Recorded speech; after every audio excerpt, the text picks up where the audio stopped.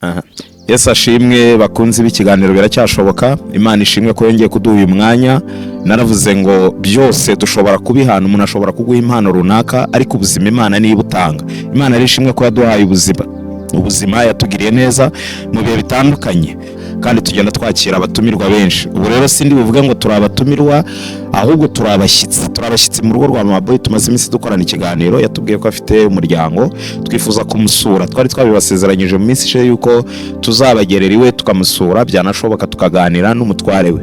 Turahageze rero, tuhageze mu kagoroba, hari amafu ameze neza, twicaye mu rugo muri jaride, niho turi kuganiraho twumva akayaga, ariko dusanze Mama Boy ari mu rugo ari kumwe n'umutware we. Reka umutware we abanza twibwira amazina, hanyuma tubone gukomeza ikiganiro. Karibu. Murakoze kuba mumuje.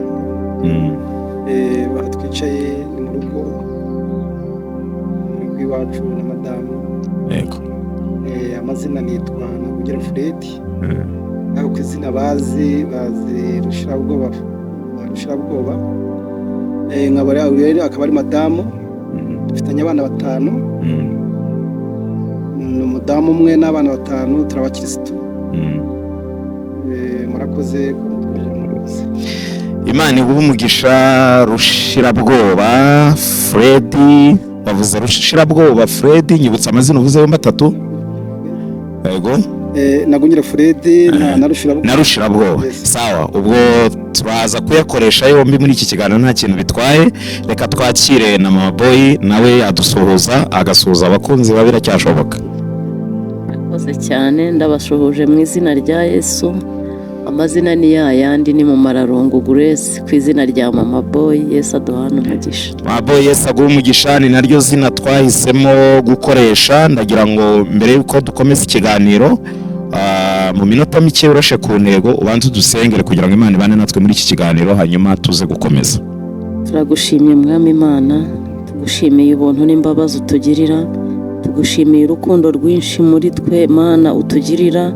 Si uko turi beza, si uko twakiranutse, ahubwo ni urukundo rwawe rwinshi. Tugushimiye rero aya masaha Mana ko tugejeje ubu tugihumeka umwuka w'abazima. Izina ryawe rihimbazwe. Waraturinze, wagize neza, nta gikuba cyacitse muri twe. Dusengeye cyane Mana n'abakunzi ba Biracyashoboka aya masaha, kugira ngo ubahe umugisha kandi ubagirire neza, ubagenderere mu mpande z'isi yose aho bari, mu izina rya Yesu w'i Nazareti. Rero Mana, uyu mwanya w'ikiganiro turakwingiza ngo ururu kubane natwe, kandi Mana ubushoboze buri umwe wese uzareba iki kiganiro, kandi Mana dusangire rwose iri jambo cyangwa se ibi biganiro bigiye kuba aha ngaha twese. Mana ifite imbaraga, ubutware n'ubushobozi, kugira ngo bizaduhe kwizera kuri umwami kandi ushobora byose ibihe byose. Witwa Imana rero turasenze uyu mwanya ngo urukube muri twe, tubisabye twizeye mu izina rya Yesu. Amen. Yesu aguhe umugisha Mama Boy kudusengera. Umeze neza? Ndaho ndashimye. Imana ishimwe ko umeze neza, kandi Imana ibahe umugisha kuko muduhaye karibu mu rugo rwanyu.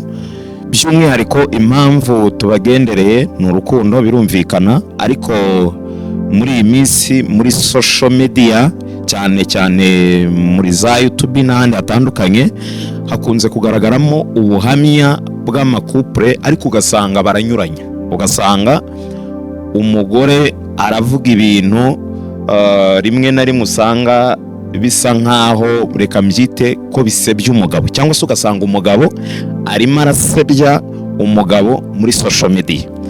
Umugore akaza muri social media, muri YouTube, akaza agatanga ubuhamya, akavuga ibintu n'ibindi. Ndabizi namwe mukurikirana za YouTube muzi biri hanze ahanga n'ibiri kuberaho bitandukanye. Abakunda wenda biriya barabikunda, abandi ariko bamwe ugasanga wenda banazinutswe no gukurikirana ibiganiro by'ijambo ry'Imana bitambuka mu mbuga nkoranyambaga, kandi atari ko bitagakwiye, ariko byishwe n'abantu bakoresheje za mbuga nkoranyambaga. Ugasanga umugore aravuga ati mfite ubuhamya ubu n'ubu, ariko ugasanga wavugana n'umugabo akavuga ati umugore wanjye yarababeshye, biriya bintu yababwiye sibyo, umugore wanjye ni umupagani, ni ishyano, yarananiye, n'utundi. Wakubitana n'umugore agahita akubwira ati umugabo wanjye ni dayimoni, ni shitani, n'ibiki byose. Twe rero muri Biracyashoboka turashaka kuzajya dutambutsa ubuhamya, ariko bufite ibihamya. Hari ubuhamya, hari n'ibihamya. Hari ubuhamya butagira ibihamya. hakaba n'ibihamya ariko bitagira ubuhamya. Tuzabigaruka wenda mu biganiro byacu ko nasanze mufite ubuhamya bwinshi, hari n'andi matopiki tuzaganiraho. Tuzanaganira no ku biganiro by'umuryango byo gufasha abashakanye n'ibindi bitandukanye, ndetse n'umurimo w'Imana cyane cyane nka Maboyi. Turabizi ko Imana yaguteye iteka, uri umwe mu bayobozi bungirije ba korali imwe ikomeye muri uyu mujyi wa Kigali, mu itorero kandi naryo rikomeye. Nashatse kuvugira hano kuri YouTube kuko ritabidutumye, atanira umwanya turimo, ariko ikigaragara hanze aha ngaha hariho kunyuranya kw'abitwa amakupure. Uyu munsi rero turabasuye, watuganirije ibintu byinshi, si uko twapinze ubukristo bwawe, watubwiye ibintu bitandukanye, watubwiye ubushize bwo turimo tuganira, washatse gukomoza ngo ukuntu waje i Kigali, niba nibuka wavuze ngo waje ngo ubona amatara yaka harya ngo ukabigira ngo niko bihora, niko wavuze? Nyibutsa neza, niko wavuze? Nabona nageze i Kigali hariya nko mu Kanogo, mbona amatara ni menshi nkagira ngo niko i Kigali ahora, ntabwo nari nzi ko ari nijoro. Tubwira ko washatse baguteruye, ariko nyuma umusaza ubusenga Imana biza gushoboka, ibyari uguterurwa Imana irabihindura, uza kubana n'umugabo mu buryo bwemewe n'amategeko. Ubu ntabwo ugifite izina ribi, Imana yaguhindura izina, muri biracyashoboka. Imana ishimwe cyane. Watubwiye ibintu byinshi, utubwira iby'amavoka, utubwira uburyo watetse voka. N'ubu abantu baracyabimbaza, abantu bambaza ibintu byinshi, ndaza nimbona umwanya wo kunyarukira ku byo bagiye banyandikira, ndaza kubigusomera kugira ngo nabasubize muri iki kiganiro cyacu. Watubwiye ubuye, dutubwira ibiki byose, utubwira ibintu byinshi, ariko mu by'ukuri hari akantu nibuka watubwiye mu kiganiro cya mbere. Waravuze ngo washakanye n'umugabo ariko uza gukizwa, ariko we ntiyakizwa kugera aho afunzwe ajya muri gereza, avamo ariko yarakijijwe. Muri komenti yanjye cyangwa muri analize zanjye nk'umuntu w'umusesenguzi, naravuze ngo Imana ishobora kuba ariyo yamufunze kugira ngo akunde akizwe, agaruke yakijijwe. Ubu rero noneho ibyo twakakubajije se turi bibaze, turaza kubyibariza nyir'ubwite. Reka duhe ijambo Papa Boy, turaza kumubaza ibibazo bitandukanye, aragenda dusubiza buri kibazo kimwe kimwe, n'igisoza tuzane ikindi. Ariko ikibazo cya mbere dushaka kubaza Rushirabwoba, ariko mbere na mbere ufana PRFC ko mbona wambaye umupira? Okay, sawa, ntacyo.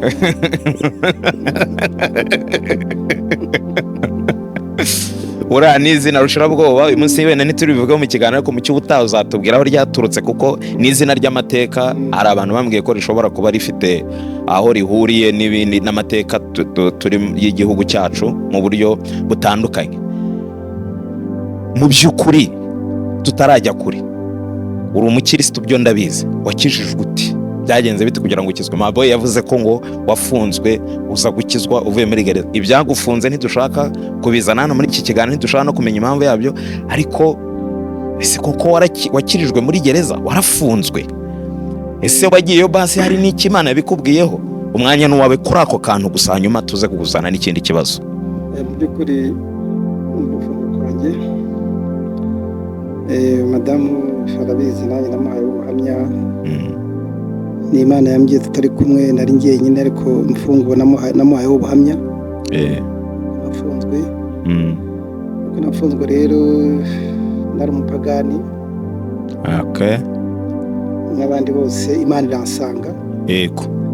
Imana iransanga iti kizwa n'ubudakijijwe uzakirizwa mu nzu y'imbohe. Yego. Ndabinigirira cyane, nkagenda ngasenga, bura nkagenda nkinywera inzoga n'amatabi,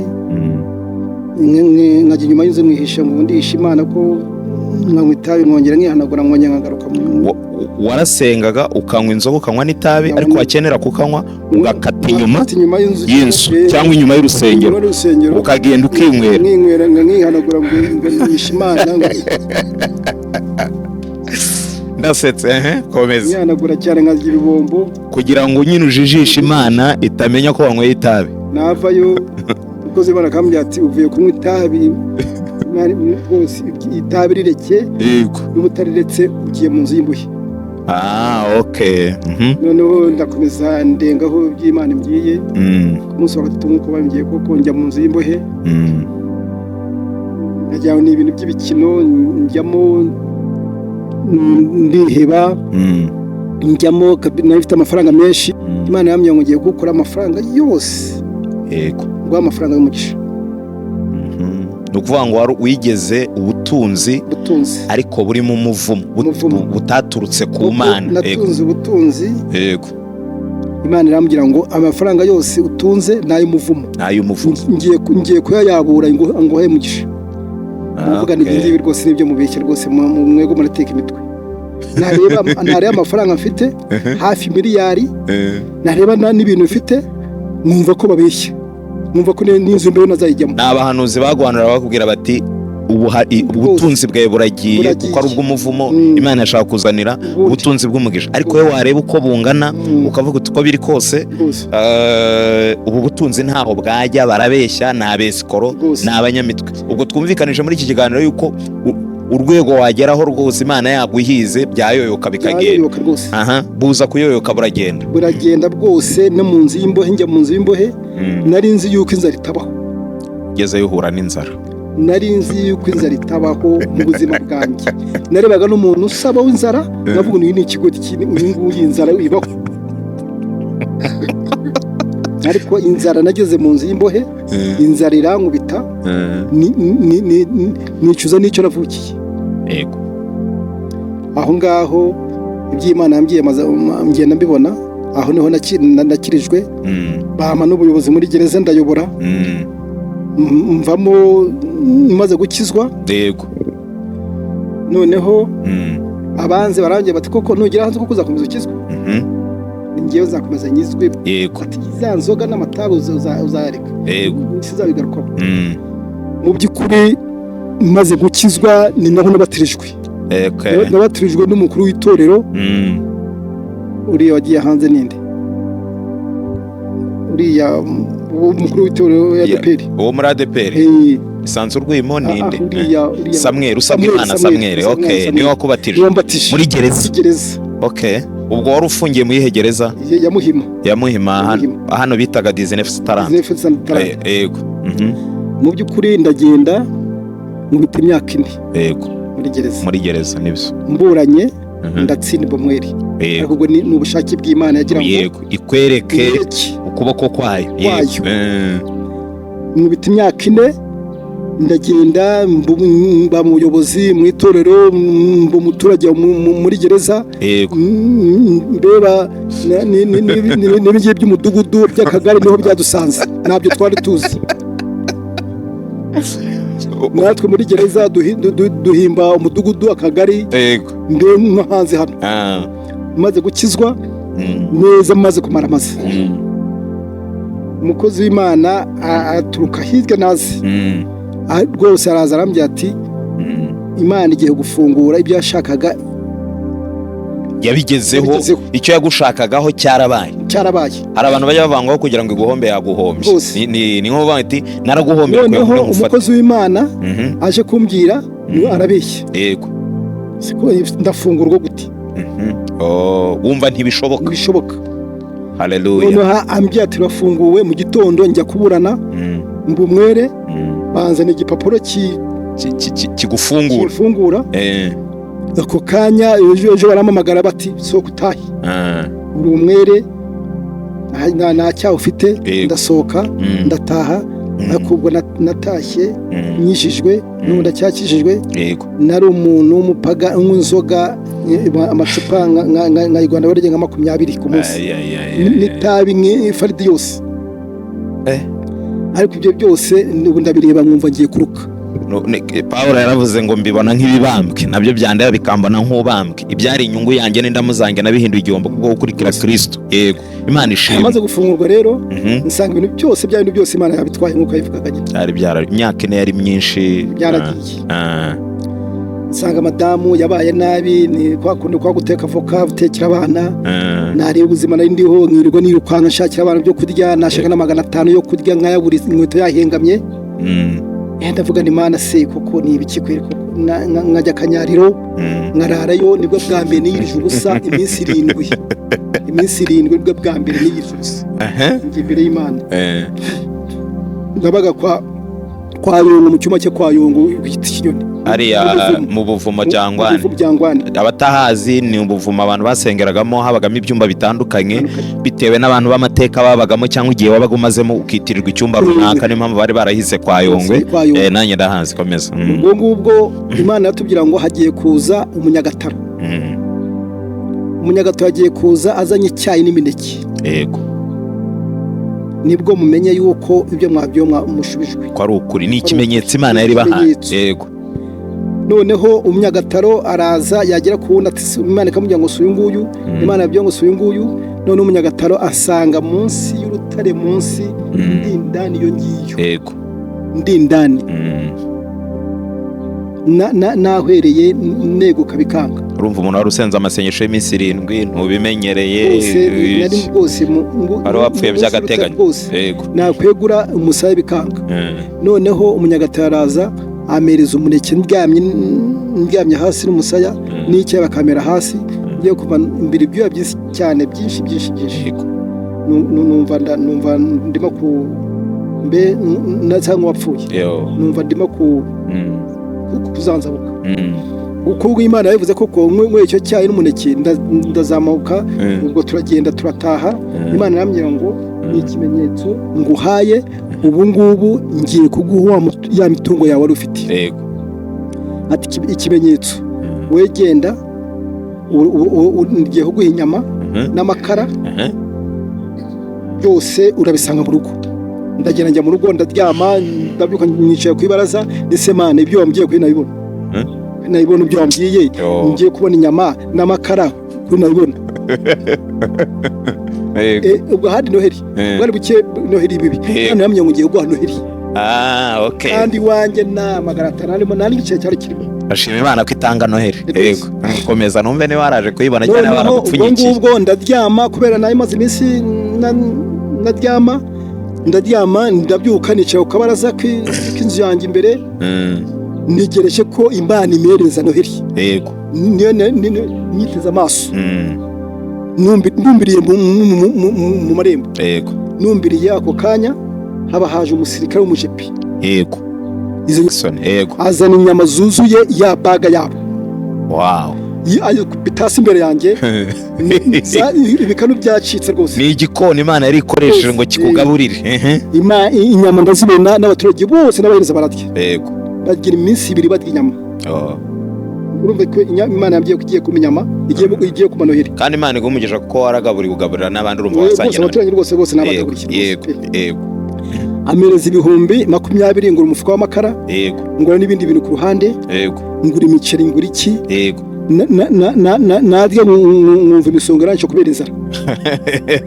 Urangije gusenga igifu cyari cyarahombanye kimeze ukundi, nkaho usimbutse ibintu byinshi nubwo hari byose utari buvuge byose. Uyu munsi wa none ubuhamya bwanyu twasanze ari ni igitabo birazi cyandikwa, hari ibyakandikwa namwe. Urafunguwe, ufunguwe ushonje, ufunguwe ukennye ariko ukijijwe, wizera Imana, umenya Imana, kandi ufunguwe nta busembwa bukuriho, nta ugizwe umwere, ariko nta nubwo ducira urubanza bagufunze ntitwavuga ngo barakurenganyije, buriya hari impamvu zari zakurikijwe. Icyo ntitukivugaho. Yego, ni gahunda y'Imana, niko Imana ishaka. Umuntu wese ishaka kumuha agakiza icaho ishaka. Umaze gufungurwa hashize imyaka 4 usiga umudamu mwiza nka Mama Boy hanze ahangaha.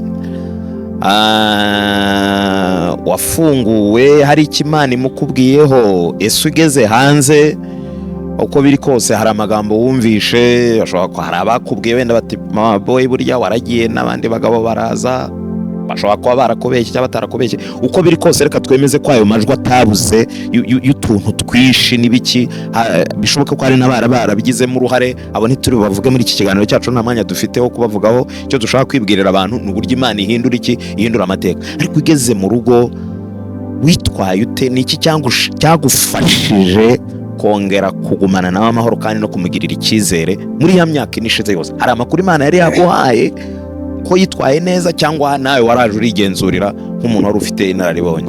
Murakoze. Icyo kintu nagiye kukigeraho, ahubwo murakoze kuba mukimbajije. Mu by'ukuri nageze mu rugo kandi muri gereza amakuru yangiragaho. yego nagerageza kumukurikirana kumenya amakuru ku yandi bambwira ko koko yitwara neza yego nanahavuye arahita anakizwa yego yinjira mu Mana yego ajya kumusambira tubwiye ati hari umusambi nahise nsasa nawe ukuyeho imodoka imuzanye yego mu by'ukuri imyaka namaze hari abana twari dufunganye yego basanze abagore baba barabyaye yego ariko mu by'ukuri muri iyo myaka yose nasanze yitwaye neza ni nacyo namushimiye n'ubu nyimushima mu by'ukuri narishimye cyane nakoze amakuru yose nsanga yitwaye neza n'ibigabo by'ibnuza bicucu umutwe byamugeragaho byose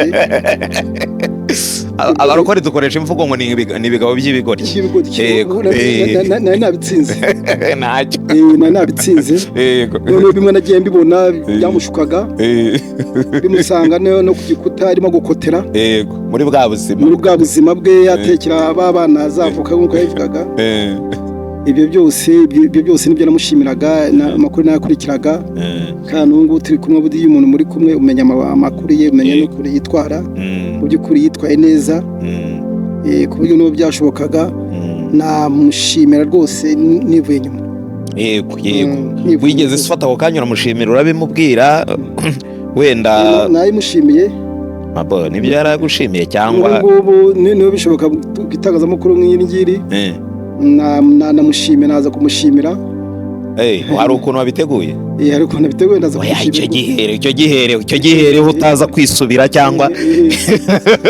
namushimira nkurikije ko yitwaye nkurikije ko yitwaye namushimira nihanukiriye hariho n'amagambo nanditsemo muraza kuyasomera bayabone banzuza n'ako kantu nanjye mbe nsoma kuri aya mazi hanyuma musigire mikorofone ujye kuzana ahantu wagapusitse ubundi mbe nganira na Maboyi nta kibazo Imana iguha umugisha Mabo barimo bajya kuzana ngo akantu bakwandikiye hari umuntu wanditse hano yitwa Providence aravuga ngo narabakurikiye Innocent buriya abagabo kubera iki bafatirana umuntu mu bibazo ubwo hari ibyo namusubije waratubwiye ngo tugire ikibazo tumubaza ngewe ntacyo ahubwo natangajwe ndaje twakira iyo mpano natangajwe n'ukuntu ariko bireka mbere ko turongera tubigarukemo Mabo haguruka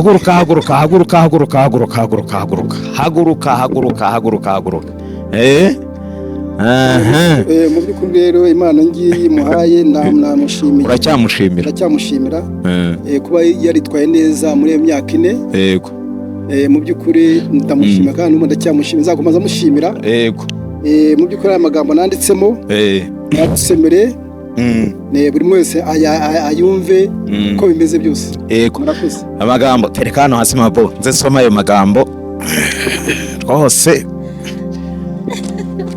biracyashoboka pe noneho hajya reka nanjye nkoresha izi mvugo ngo harahiye kandi imvugo ngo harahiye abantu ntibakanayirwanye burya Yesu niwe utwika abadayimoni inyuma haranditse ngo Grace to my love wife sibyo hanyuma imbere haranditse ngo Mabo nta karabo mbigusomereye cyangwa urabyisomera mfite ikibazo cy'uko nuramuka ubyisomeye uri burire kandi nturira ntago bari bugoreze mu kiganiro ikiganiro umenya duhita tugisoza haranditse ngo kuri Grace cyangwa Grace si gutyo babipronounce uradi iyi mpano nyiguhaye kubw'urukundo rwinshi ngukunda n'umutima wo kwihangana wagize mu gihe kingana n'imyaka 3 kugeza kuri 4 ndi hanze tutari kumwe wowe kubera ko ubwo bwihangane kuri kubera ko ubwo bwihangane bugira bakeya. Hanyuma nka sibyo yashyize mu cyongereza n'ubundi yabigaruye mu kinyarwanda, aravuga ngo ndagukunda mugore mwiza. Dore ntabwo ari ruswa yampaye ngibi, nawe uraza kubyisomera, impano si ngiyi. Ariko niba kora kamera ndaza kugufasha kuyifungura, abona hari ay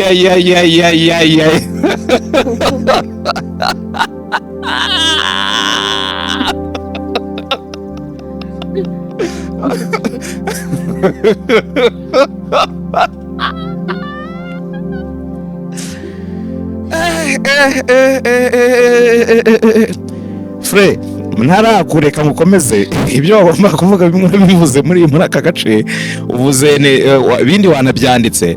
Hereza mikrofone umugore wawe mwiza nkuko wabivuze mu abo baragushimiye, ariko ikigaragara cyo ntabwo mu buzima ubungubu ishusho yayo agapapuro wakataka haruguru, ariko sinzi umuyaga nawe sinzi icyo uri gushaka. Dore ngako rwose, kandi igihe numvaga ko mbikora ari ibisanzwe, ariko data bajyaga bandikana batagapapuro uzagaca, ariko kuko ntabwo ugomba kugacunga. nta nubwo nari nzi ko angenzura, kuko nari nzi ko azapfa kubaho ibyo bitakibayeho. Nari ubuzima bw'ubupfakazi, kandi ndasanzwe gushimira nuko mwese ashatse kubikora ku mugaragaro, kubera ko aravuze ngo imyaka 4 ntabwo ari ubusa. Hari abo bari bafunganywe afite isomo yabakuyeho bamaze gusohoka nabo. Ariko gira ijambo mubwira mbere yuko dukomeza ikiganiro. Murakoze. Namubwira ngo ashobora kuba yangiriye ishyamba nabizi, ariko ntabwo bimbuza kumena umuceri. Ntabwo ari ruswa ndi bwemere. Ugiye kumena umuceri? Ugiye kumena umuceri. Umene. Igihe kimwe muri uko kunywa kwe, gusinda kwe, nari mu buribwe uko nasengaga we bitamureba. Ntabwo nariho nk'umugore, nariho nk'inyeshyamba. Ariko nasenga Imana ikambwira ngo izangirira neza, Imana izangira umugore. Nabivuzeho Imana ikambwira ibintu byinshi, igihe nkumva ari ibintu bitambera.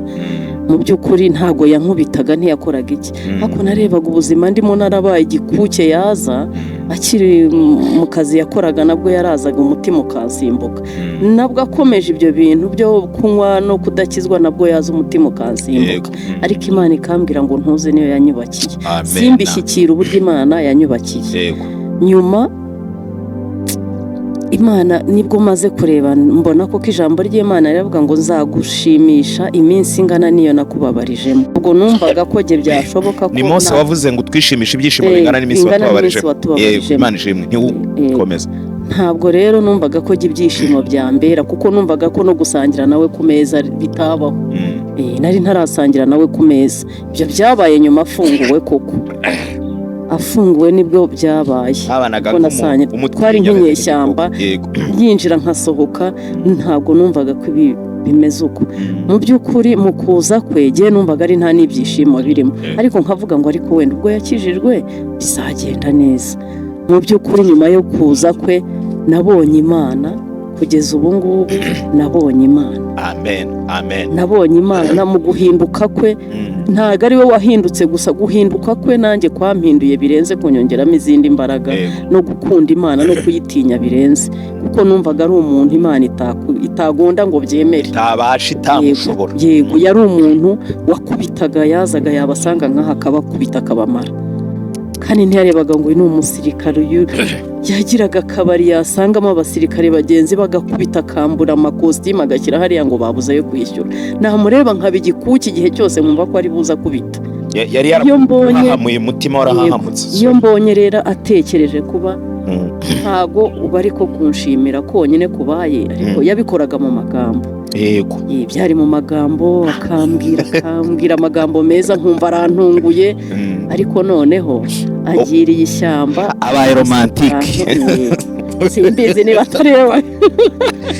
Kare ibi bintu nta ruswa yabibayemo, nange ndumiwe noneho.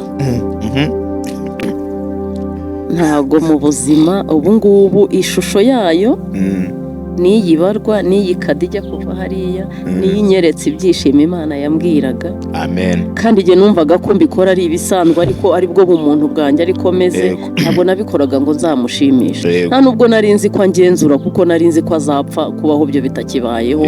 Nakira ubuzima bw'ubupfakazi rwose ndabwakira. Rero kuba twicaranye nk'aha turya tukaryama ari umugabo nkaba umugore ni igitangaza kuri njyewe. Ku rwego bigezeho n'urw'amashimwe no gushima Imana no gukomeza abandi. Gusa namubwira ko cya gihe nubwo byagenze kuriya habamo ubuzima nakubwiye bwo guterura, ntago nari muzi ntiyaranzi. Yaguteruye ni uburanga bya bindi byo mu Mutara muzi ababizi barabizi. Ariko kugeza ubu ngubu tubyaranye abana 5. Ni umugabo umureba umuntu umwibeshya hamwibeshyaho cyane. Ni umuntu ugira umutima mwiza, ni umuntu ufite ukuntu ateye kwihariye, keretse uwabanye nawe niwe washobora kumumenya. Agira umutima mwiza kandi agira kunyumva kuko azi ko nababaye igihe kinini. Agira kunyumva, yanga n'umuntu mbabaza. Yego, ariko umugisha rwose muha umugisha. Yaje neza mu Mana yigiriramo icyaba cyose ni nk'abandi bose uko umuntu agira atya, ariko ni umugabo ugira umutima mwiza. Icyongeho gikomeye nkundira umuryango byo mu rwego rwo hejuru. Ni ikintu ntamubwira. Imana iguha umugisha ku kintu cyo gukunda imiryango, kandi nanjye nizere ko yawe nitwara nawe. Ibyo bintu rero ndabigushimiye imbere ya biracyashoboka mu buhamya bwo dufite kuri uyu munsi. Imana iguha umugisha kandi gukomereza amaboko, kandi akaba umugabo uzi gushakisha. Ntushobora kuba umurarana kuva yajya mu Mana, ntushobora kubura ikintu na kimwe. Ni umuntu ugerageza kunezeza ya minsi koko nababayemo. Arimo kugaruza, arimo kugaruza kandi nzi ko bigishoboka. Biracyanaza cyane kuko yarambwiye ati hari ntacyo urabona. Rero ndagushimiye cyane. Imana iguha umugisha. Mabo, Imana iguha umugisha kubwo gushimira umutware, kandi nabwo ni umuco muzima mwiza wo gushima. Ariko by'umwihariko Mabo, Imana imuha umugisha kubw'ikintu yakoze. Urabona ko yabaye romantike. Ntabwo ibi bintu ari ibintu byapfa gutekerezwa n'umuntu wese. Hari ujya uvuga ngo urukundo si amagambo, ahubwo ni ibikorwa. Yakoze ibikorwa. Imana imuha umugisha kubw'ibyo bikorwa mu buryo butandukanye, no kuguha impano kuri bose babireba. Nari nkigusomera inkuru y'uyu muntu ivuga ngo waratubwiye ngo tugire icyo tumubaza, ngewe ntacyo, ahubwo natangajwe n'ukuntu uriya mupapa wamuhaye igitenge, mama boy yacyanze akakimusubiza aragifata. N'ukuri arimo aravuga kuri cya kiganiro cy'igice cya mbere twigeze gukorana, cyavugaga ukuntu hari umuntu waje agashaka kukwereka ko ashobora kukwishingira byose w'umugabo, akakuzana n'ibitenge, ariko ibitenge ukaza kubyanga ukavuga uti jye simbyanga kuko wabonaga harimo imico mibi. Hanyuma kuri yarebye parite ya kabiri avuga ngo nibagende mama, Mana nari nkeneye parite ya kabiri, yarakeneye ngo igice cya kabiri. Gusa icyifuzo cyanjye uzatugayire abagabo cyane, ngo tuzagaye abagabo cyane mu kiganiro bafatirana abadamu cyangwa se abantu bari mu bibazo, kuko bariya wavuze mu buhamya bashatse kuguprofitira mu bibazo. Hanyuma akavuga ngo uzamushimire uwo mubyeyi uti uzi kuganira neza cyane, uranatuje, azi kuganira neza cyane, ni na mwiza. Hari umuntu ukubwiye ngo uri mwiza hano mu muntu uza wanditse yitwa Providence, ndabona rushira bwoba ndeba nabi. Ni umugore bivuze, ntabwo ari umugabo. Ni ukuri cyane. Yavuga ko tuzanenga abagabo, nibyo. Wenda izi komenti zabo tuzazigarukaho mu biganiro byacu by'ubutaha, tuko turi mu kiganiro kandi turacyafite n'ibiganiro. Hari n'uwanditse aravuga ngo uyu mubyeyi yatuma umuntu agira ibyiringiro ko ibintu Imana yabwiye Papa Boy mbere yo gukizwa na nyuma yo gukizwa yarabikoze. Ibintu Imana yabwiye Mama Boy yarabikoze mbere yo gukizwa na nyuma yo gukizwa. Reka twe no kubigarukaho cyane. Imana iguha umugisha. Ariko njye nkumenya naramenyanye nawe ufunguwe hari nibyo nibyo niba nibuka neza nibyo rwose unanutse udasa neza cyakora kubwo amahirwe ari muremure nyine ufite n'agasura keza ukenyeje umukandara usa nkaho wari umeze gute niba ubyibuka neza sinzi ufite ushonje umeze nabi kuko uri mu bantu dushobora kuba twarararanye ukageze handi hirya ukuntu tutari buvugire hano kuko ntibikinemewe no kujyayo naranye n'umufasha wawe muri amazi yo kurisengero noneho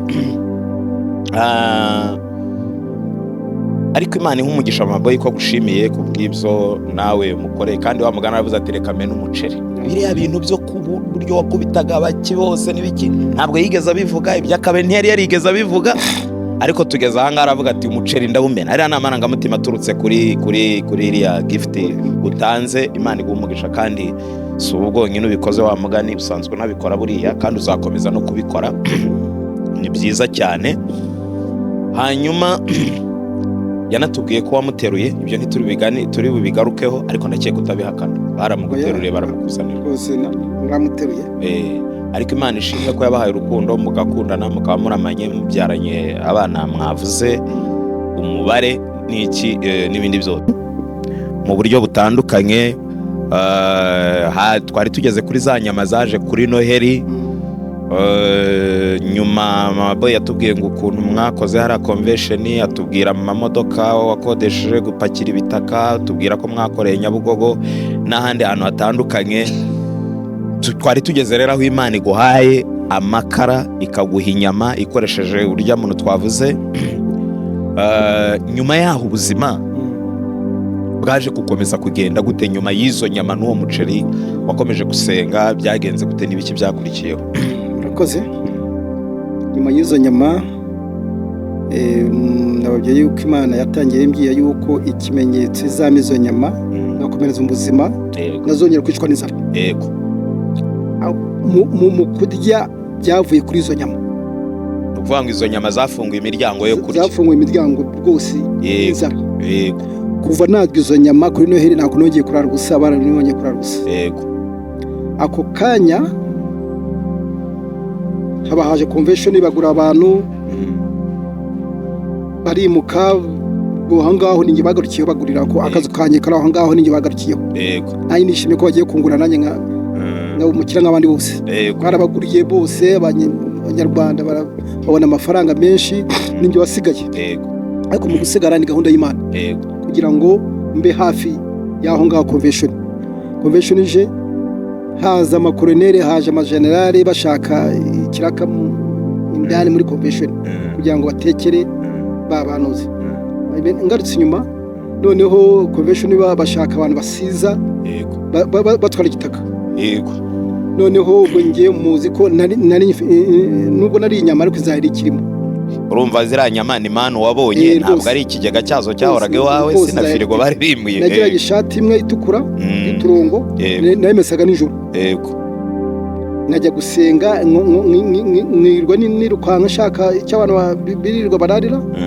inkaza nabize ibyuya ishati nkongera nkayimesa nijoro nagiraga ishati imwe gusa yego n'ipantaro yacitse hano nkahagana hepfo ku kibuno hepfo noneho nkajya nyingaho inuza nari nambaye igipira noneho nkakiyambura nkajya nyikenyera kugira ngo batareba aho ya pantaro yaricitse yego mu by'ukuri njya gupiganwa nk'abandi yego nka bose agashati ndakamesa karacya ndagenda njya gupiganwa nk'abandi bose yego ndagenda abashinwa turapiganwa haza abandi benshi noneho ngenda avuga none baravuga bati twebwe dufite ubumodoka bwa Benu yego baravuga bati dufite ubumodoka 20 abandi bafite amamashini 3 abandi bafite amamashini 4 bagenda bose birondora ndabareka bose baravuga yego nuko ubwo rero mu by'ukuri ndabareka bose baritorora noneho mvuga nyuma baravuga bati uriya mugabo uriya musaza w'inzobe reka tumuhe ijambo yego ndababwira ngewe rero abandi bavuze bwa modoka bw'ibyo nabutuye ariko ni ngewe mfite amadipine yego mfite amadipini 30, yego, mfite n'amamashini arenga 20 y'ubwoko bwose, yego, mvuze amagambo abiri bose babye abasekirite bose mbirukana bageni basigaye umusaza. Imana ibigutunze inkoni, yego, bati wowe bamfata nk'umuntu mbehe uremereye, yego, baravuga bati amashini ari hehe, na mashini ari iwanjye ari mu kazi ariko ndayakurayo, yego, nibyo, amaduka nayo yagiye mu kazi ariko mumbwira igihe amaduka yakorera n'imashini azakora akazi, yego, mbehe nabaye umuntu kabisa bosi, nanjye kaze yiyemereza yanzira nkamenya ko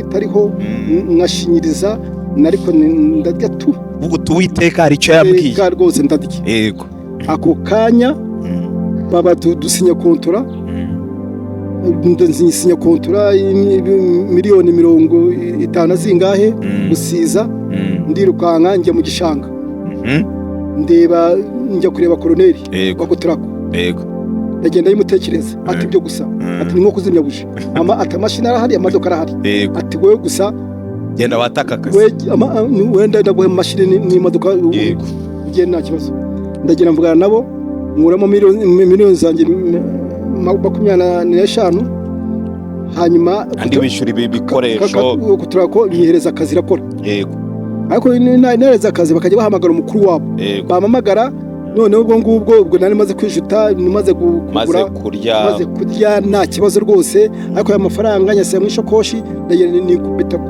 gitanda mba muhereye, noneho madamu aravuga ati uribye se, aturibye ati none baragufata rwose, ni amafaranga nayanjye ni rwose nayakoreye, nta kibazo rwose, nanjye humura ya envelope ebyiri z'amafaranga mu rugo rw'umuntu watetse voka, mu rugo rw'umuntu ushonje, wahombanye, ufite bwa buzima waraye, noneho amafaranga arahagarara ashinyarara, arareba gusa niyabara arashinyarara, asa nkaho ari mu kintu kinuza gusa, yego, arareba gusa, ndeba ni nk'umuntu mbeho wakwishwe n'amashanyarazi, yego, niba ari amafaranga ni ayacu, humura nta muntu nibye, kitse umutima hamwe, yego, umva rwose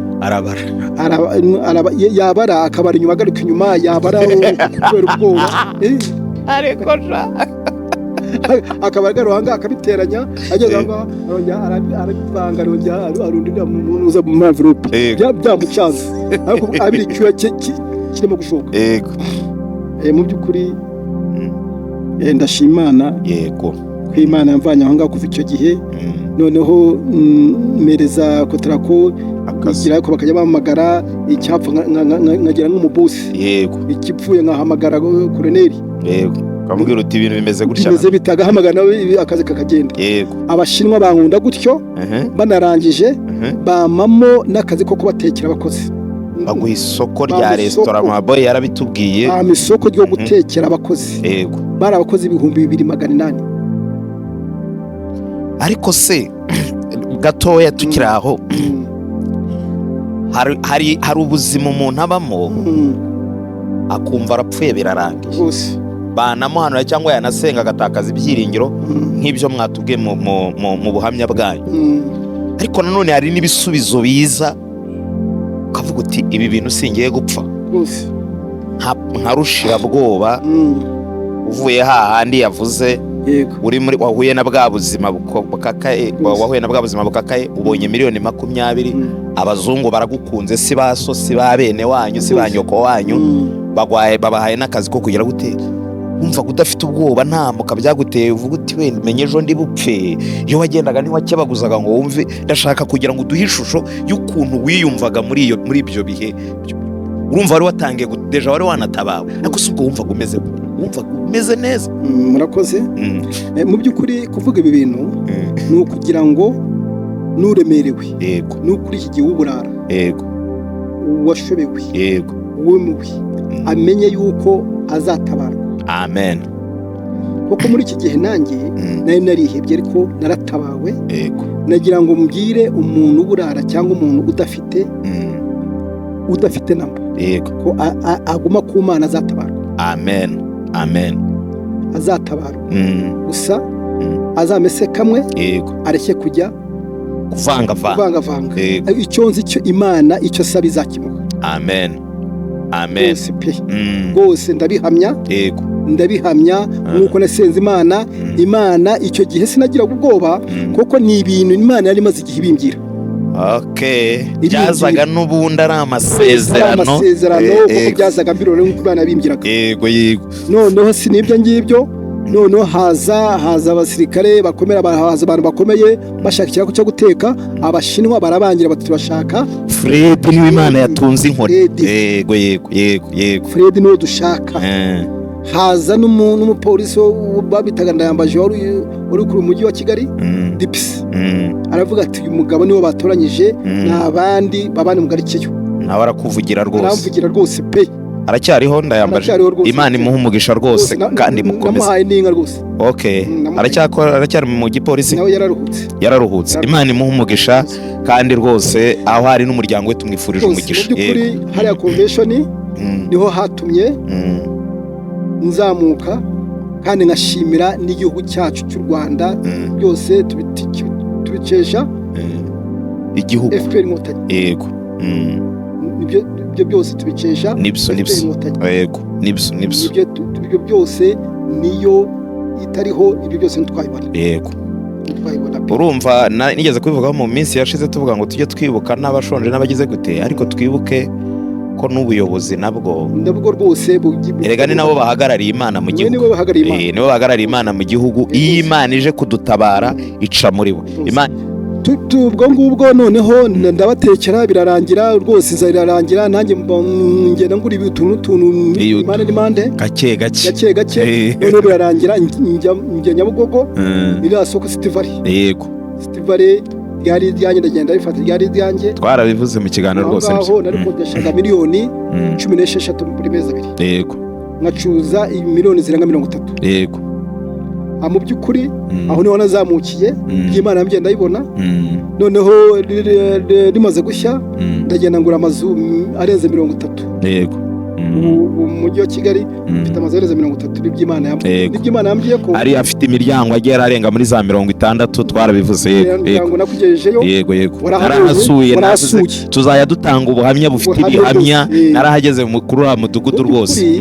Ni cya kiri cy'Imana yambye ngo njyanye ya miliyari yawe. Yego ariko muzaniye iby'umugisha. Yego kuko yatwaye miliyari yongera byingana na miliyari by'umugisha. Yego kandi n'ubiracyaguha kabisa.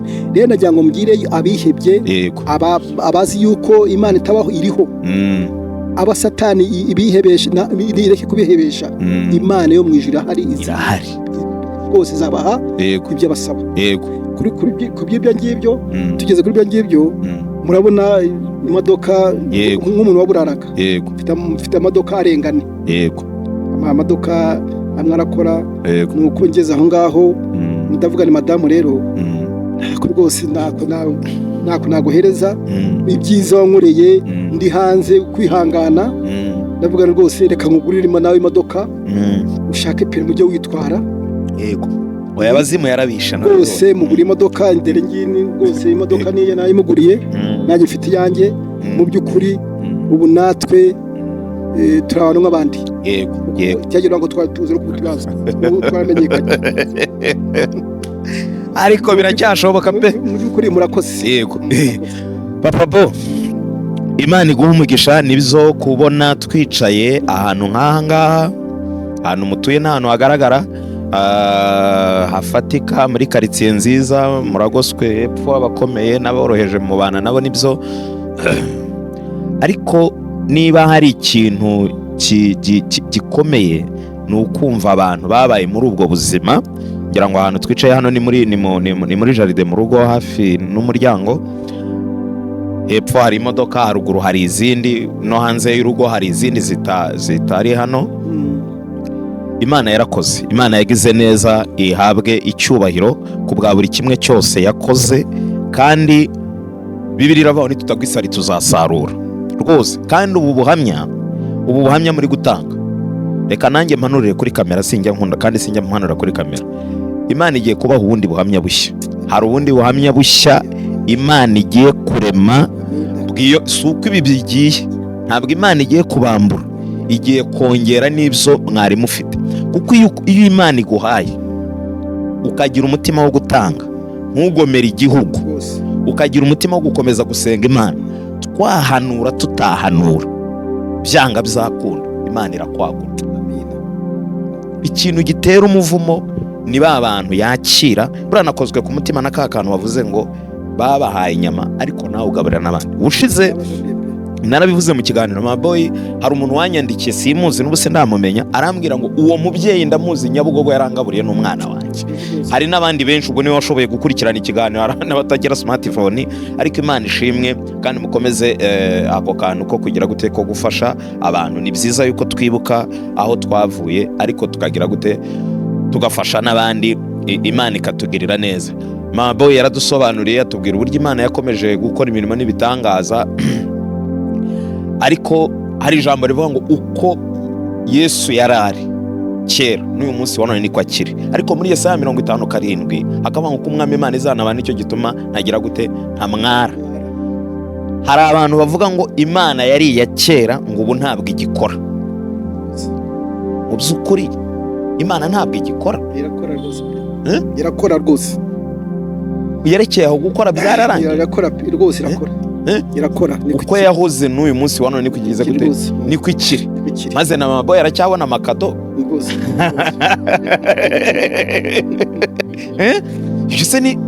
Ibyo se zo ni inyama n'amaraso ziba zigize gute, ziba zibikoze. Nawe ugira amatsiko ariko nk'ayanjye ndaza cyangwa twereke ikirimo, ariko reka ntacyo. Imana uko yari iri kera n'uyu munsi wa none niko igeze gute, niko ikiri. Abantu bavuga Imana nabi babihagarike. Ariko Papa Boy, ni nk'ihe message waha abantu bari mu buzima ubwo wari urimo? Birashoboka yuko hari abafunze, cyangwa se birashoboka ko hari abashonje, birashoboka ko hari abakakaye badafite shinge na rugero muri uyu mwanya, bambaye nka kwa kundi wari uvuze n'ishati imwe ukajya gupiganirwa akazi, ariko Imana ikagutera iteka. Niriye humure wabaha? Murakoze. Mu by'ukuri nabikomojeho, ntabwo mbivuga yuko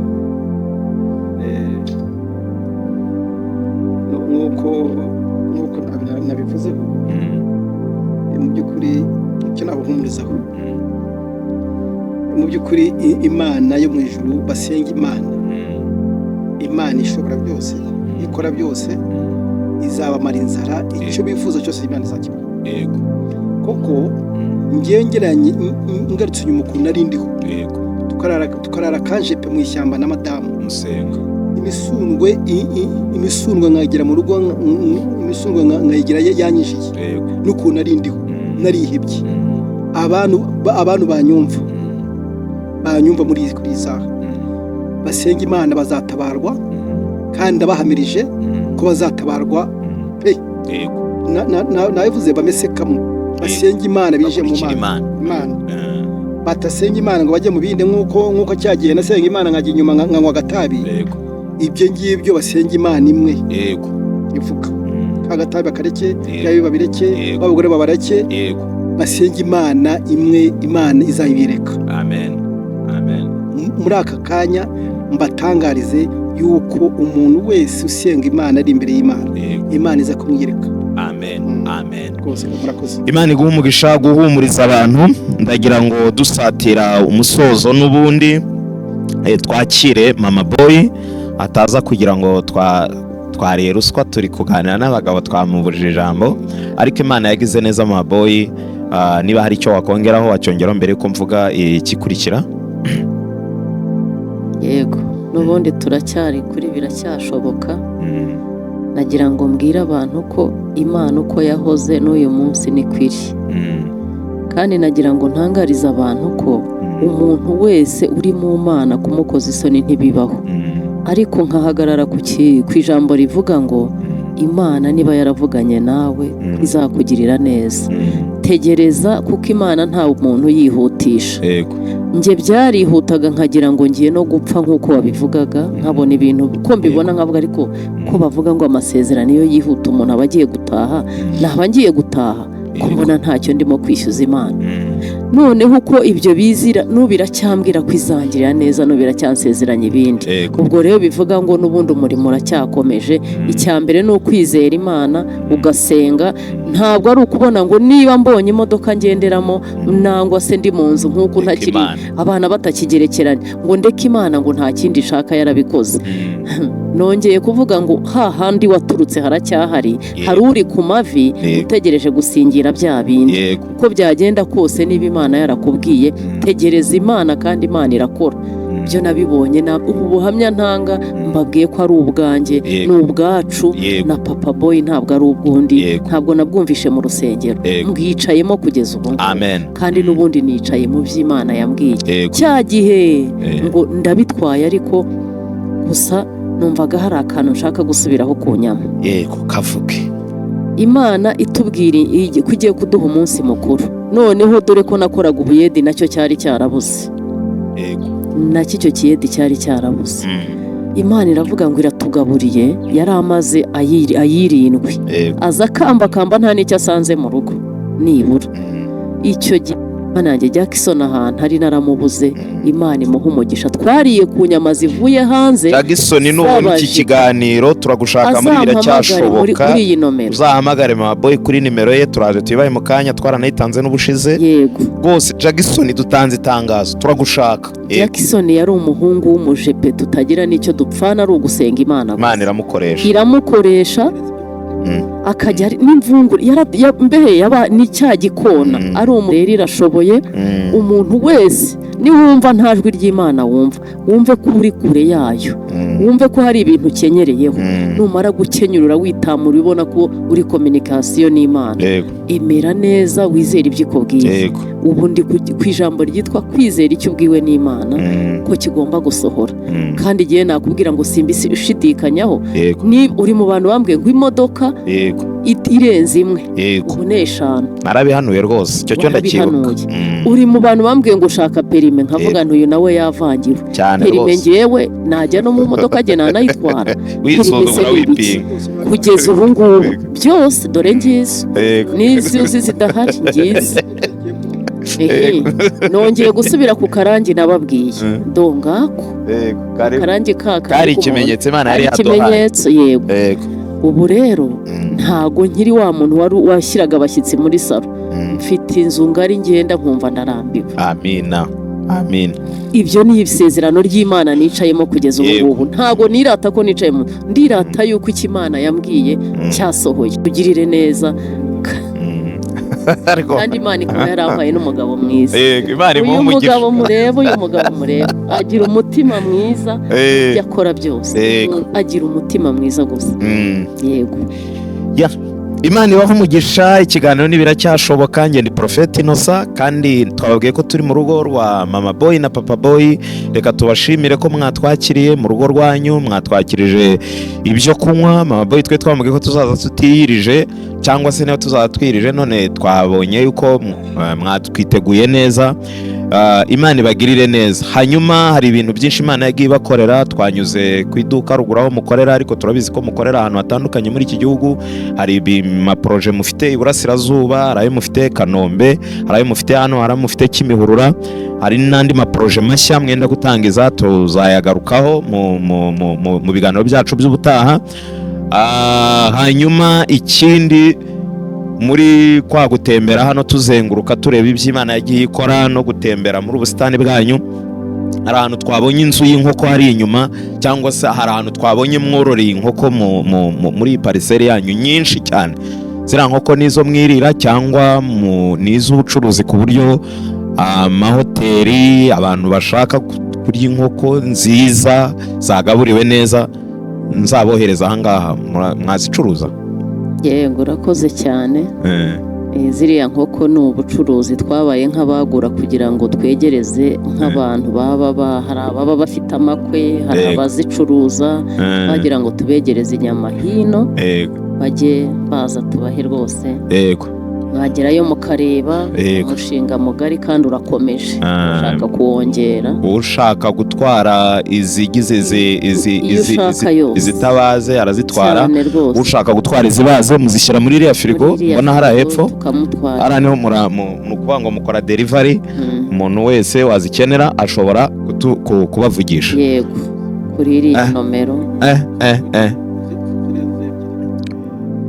Mabo ongera utwibutse ya nimero abantu bashaka kuza nziza cyane ni 0783 13 94 82 yego 0783 yego 13 94 82 muze tubagezeho inkoko nziza. Imana ibaho umugisha, mwihangane turamamaje ariko twamamaje ibyiza muri biracyashoboka. Twavuze ngo tuzajya dutanga ubuhamya bufite ibihamya. Hari abantu benshi bari gukomanga muri biracyashoboka bashaka kuduha ubuhamya, ariko twe ntabwo tuzigera twakira ubuhamya budafite ibihamya. Dufite abantu baza akadutwayika katubeshya n'ibiki byose.